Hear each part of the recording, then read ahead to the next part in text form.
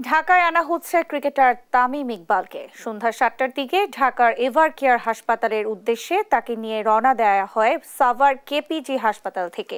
এ বিষয়ে জানাতে সরাসরি যুক্ত হচ্ছেন সহকর্মী রিফাত আঞ্জুম। রিফাত, তামিম ঢাকায় পৌঁছেছেন কিনা এবং সেখানে তার চিকিৎসার প্রস্তুতি কেমন দেখছেন, বিস্তারিত জানাবেন।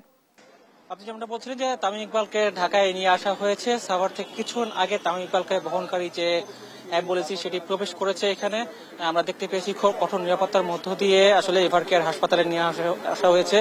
সকালবেলা যখন চিকিৎসকরা যখন জানিয়েছিল যে তামিম ইকবালকে পর্যবেক্ষণ রাখা হবে বা পরবর্তীতে কোনো সিদ্ধান্ত আসলে সেটা জানিয়ে দেওয়া হবে, সেই দুপুরের দিকে কিন্তু সিদ্ধান্ত জানিয়ে দেওয়া হয়েছে যে তামিম ইকবালকে উন্নত চিকিৎসার জন্য এভার কেয়ার হাসপাতালে আনা হবে। এবং কিছুক্ষণ আগে তামিম ইকবালকে বহনকারী অ্যাম্বুলেন্সটি এখানে প্রবেশ করেছে। তার সাথে তার পরিবারের যারা সদস্য তারা ছিলেন, তার সহধর্মী নিয়ে তার চাচা আকরাম খান সহ সবাই ছিল। এবং তামিম ইকবালকে দেখার জন্য কিন্তু ইতিমধ্যে এই হাসপাতালে তিনি আসার আগে কিন্তু বাংলাদেশ দলের যে অধিনায়ক নাজমুল হোসেন শান্ত, লিটন দাস তারা কিন্তু হাসপাতালে প্রবেশ করেছেন তার তাকে দেখার জন্য। এবং চিকিৎসা ব্যবস্থার কথা যেটা বলা হচ্ছিল, যেটা বলছিলেন যে আসলে উন্নত চিকিৎসার জন্য কিন্তু এখানে নিয়ে আসা হয়েছে।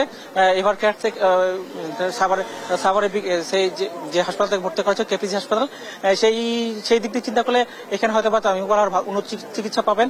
তো এখন পর্যন্ত যতটুকু জানা গেছে যে ভিতরে তাকে সব প্রসিডিউর মেনটেন করে তাকে আসলে ভর্তি করা হবে এবং পরবর্তী চিকিৎসা চালিয়ে যাওয়া হবে। এবং রাত 10টার দিকে যে ক্রীড়া উপদেষ্টা আসিফ মাহমুদ সজীব ভুঁইয়া তার আসার কথা রয়েছে, তিনি এসে তামিম ইকবালকে দেখে যাবেন এবং পরবর্তীতে আর কোনো সংবাদ আসলে আমরা জানিয়ে দেব।